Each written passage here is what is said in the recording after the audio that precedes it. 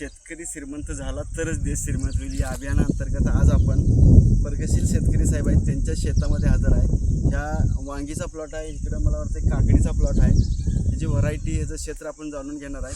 ह्या दोन्ही प्लॉटसाठी आपल्या संस्थेचे ॲग्री डॉक्टर सुरेंद्र साहेबांनी पूर्ण मार्गदर्शन आत्तापर्यंत केलेलं आहे आणि ह्या केलेल्या मार्गदर्शनाचा आणि साहेबांनी जे आपल्या संस्थेत मिळणारे शेतीला लागणारी जे काय जादू असेल मॅजिक असेल वापरल्यानंतर काय काय बदल झाला काय काय फायदा झाला आपण शेतकरी साहेबांच्याकडून ऐकून घेणार आहे. साहेब त्यांना जरा तुमचं फक्त नाव गाव तालुका पत्ता तिकडं बघून जरा जोरात सांगा. माझं नाव सूरज माने, राहणार चरेगाव, तालुका कराड, जिल्हा सातारा. तालुका कराड, जिल्हा सातारा.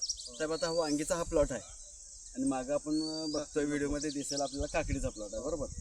ह्या दोन्ही प्लॉटला आत्तापर्यंत आपण काय काय ट्रीटमेंट केली साहेबांनी सुरेंद्र साहेबांनी जे सांगितले ती आळवणी फवारणी काय काय केलं आपण? एक आळवणी सोडली त्यांची आणि ताकाची आणि अंड्यांची फवारणी एक फवारणी एक केली आणि एक आळवणी फक्त केली. त्याच्या व्यतिरिक्त आत्तापर्यंत ह्या वांगीच्या प्लॉटला आळवणी सोडायच्या अगोदर साहेब काय प्रॉब्लेम होता? पांढरे वांग हे असं पांढरं दिसत होतं बघा, हे असं म्हणजे सुरुवातीला वांग असं निघत होतं. मग ह्याला कलरच कलर येत नव्हता. बरं आता मला वाटतं साहेब तुम्हाला तिथं व्हिडिओमध्ये कुठं वांग दिसतंय का झाडाला डायरेक्ट जरा दाखवा आम्हाला कलर त्यात दिसतंय का? तर आता इथं हातात सुद्धा आपल्या आहे किंवा साहेब तिथं व्हिडिओमध्ये डायरेक्ट झाडाला बघतात तर वांग्याला कलर आलाय. कलर चांगला आला कलर. पण हे कलर आणण्यासाठी एक्स्ट्रा काय केलंय का आपण? नाही काय फक्त आपण खाली जे एनपीके 2-4 किलो सुरेंद्र सर किती किलो एनपीके दिलं? एक 5 kilo 5 kilo NPK 5 kilo NPK दिले आपण. आणि ॲग्रोबुस्टर दोन्ही क्षेत्रासाठी एक 2 लिटर दिले. हां म्हणजे गुंठ्याला 50 मिली. ह्या क्षेत्राला फक्त 1 लिटर गेले. ह्या क्षेत्राला एक काकडी आणि वांगे. हे क्षेत्र किती होतंय दोन्ही? 28 गुंठ होतं. 28 गुंठ्याला 1250 ml. हां 28 गुंठ्याला नियमानं जवळजवळ 1.5 लिटर जाणं गरजेचं आहे. आपण दिलं 1 लिटर म्हणजे नियमापेक्षा 500 मिली काय झालंय कमी दिलं तरी सुद्धा रिझल्ट आहे. झाडाची पानं आतापर्यंत साहेब याला कीड वगैरे काय?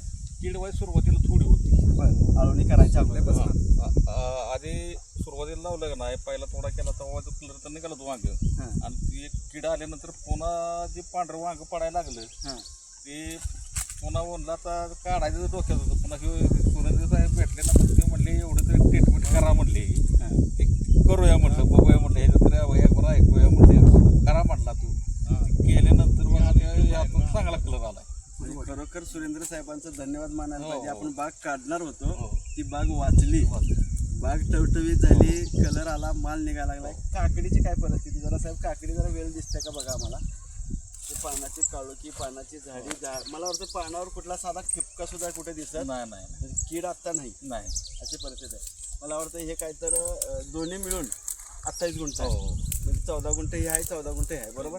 ठीक जास्त येईल ही 20 गुंठ येईल. हे 20 गुंठ येईल 8-9 गुंठ येईल. अर्धा गुंठ हे येईल म्हणजे 20 गुंठ हे आणि 10 गुंठ येईल.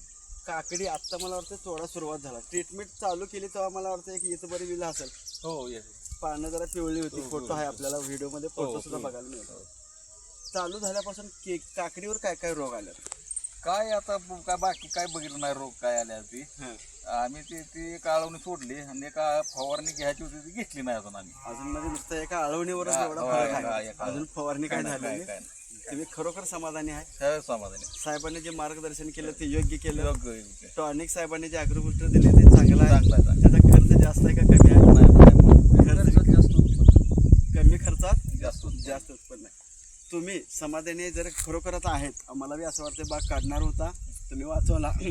आत्ता तुमच्याकडून माळवं तरकारी किंवा टमॅटो वांगी कारलं दोडकं ही जी शेतकरी करतात त्यांना तुमच्याकडून ह्यांच्याबद्दल किंवा आपल्या संस्थेच्या टॉनिकबद्दल काय सल्ला देणार तिकडे बघून सांगा. आम्ही चांगला सल्ला देणार, चांगलं मार्गदर्शन करणार. आत्ता साहेबांचा सल्ला कसा आहे? साधा सिंपल सल्ला साहेबांचा की चांगलं आहे चांगलं करा. इतर शेतकऱ्यांना खरोखर आता मी तुम्हाला आल्यापासून एक गोष्ट सांगतो की कीटकनाशक आपल्याला वापरायचं नाही. काय वापरायचं आहे कीटकनाशकच्या बदल्यात? ती मातीचं ते तेल साहेब एरंडेल तेल. त्याच्यावरच आपल्याला कीटकनाशकचा खर्च आपल्याला काहीच होणार नाही आहे. झिरो बजेटवर आपल्याला काय कायम चालणार. आणि दुसरी गोष्ट, ह्या पिकाला कीड येणारच नाही. तर माझाही शेतकरी बांधवांना असाच सल्ला आहे की आमचे कसं शेतकरी बांधव आहेत, माईकवर काय बोलायचं कसं बोलायचं जरा ते कचवचत असतात. माझा हात जोडून शेतकरी बांधवांना विनंती आहे, तुमच्या कुठल्याही आता ते पांढरं वांगं होतं ते हिरवं करण्यासाठी किती पेस्टिसाईड लागले असते, इथं काही पेस्टिसाईड न वापरता परत कलर आला आहे, झाडाला काही प्रॉब्लेम नाही. तर सर्व शेतकरी बांधवांना माझी विनंती आहे, फुलकळी पण घ्या झाली आणखी. शेंडा चालू चांगला आहे आणि फुलकळी बी चांगली, फुलकळी चांगली आली, शेंडा चांगला आला, सेटिंग चांगली. सेटिंग चांगले झालंय, माल चांगला निघणार आहे. आता मला वाटतं एक अर्धा बॅगा ह्या ज्या आपल्या निघाल्यात एक तोड्यात, बरोबर, पुढं आणि वाढत जाणार. जवळजवळ 2-2.5 हजार झाडं आहेत आपली. एका झाडाला आठवड्यामध्ये अर्धा किलो जरी माल निघाला तर टनभर माल आठवड्यात निघणार. 20-30 रुपये जरी मिळालं तर 20-30 हजार असंच मिळून जातील.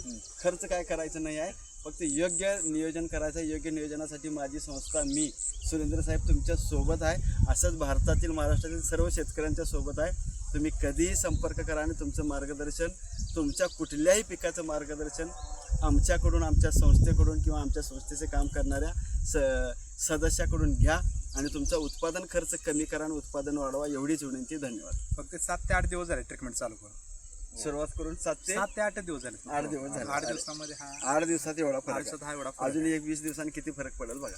धन्यवाद साहेब.